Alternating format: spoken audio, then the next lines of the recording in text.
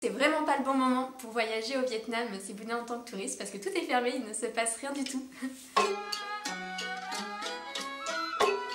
Le Tet au Vietnam dure environ une quinzaine de jours. La semaine d'avant le Tet, en fait, on commence déjà à préparer les festivités. Vos fioles se rendent à la pagode pour aller rendre hommage aux génies protecteurs, pour les remercier de l'année qui s'est écoulée et pour leur demander de leur apporter beaucoup de bonnes choses, notamment de réussite à leurs examens scolaires pour l'année à venir. Pareil à la maison, on met des offrandes sur les autels des ancêtres pour aussi les remercier et leur demander d'apporter chance et prospérité pour l'année à venir. C'est aussi l'occasion de faire un très grand ménage pour commencer l'année sur du propre. Et puis on commence aussi à préparer le petit festin qui sera servi pour le jour du Tet. Un plat traditionnel vraiment emblématique du Tet, c'est le Banh Chung. C'est un gâteau de riz fourré au porc et au soja qui est enveloppé dans des feuilles de bananier. Je suis franco-vietnamienne, donc j'ai la moitié de ma famille qui est vietnamienne et j'ai fêté plusieurs fois le Tet avec eux. Les souvenirs que j'en ai, c'est d'avoir beaucoup trop mangé.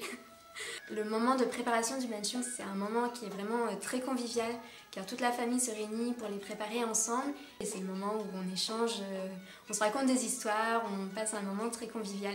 Et puis voilà, on a aussi beaucoup de fioles qui sont très gourmands et du coup ils nous font des retours comme quoi ils adorent le Tet parce que c'est vraiment l'occasion de bien manger. Sachez qu'à l'occasion du Tet, nous avons aussi beaucoup de responsables dans les programmes qui font des petites distributions de Banh Chung, donc ces gâteaux de riz pour vos fioles. Donc ils ont tous très hâte de célébrer le Tet. Donc le premier jour du Tet, c'est vraiment un moment qui est dédié à la famille. Il faut savoir que les Vietnamiens pensent que la première personne à passer le seuil de la porte le premier jour de l'année va déterminer la chance qui sera apportée à la maison pendant l'année. Donc tout le monde est très vigilant à la première personne à inviter.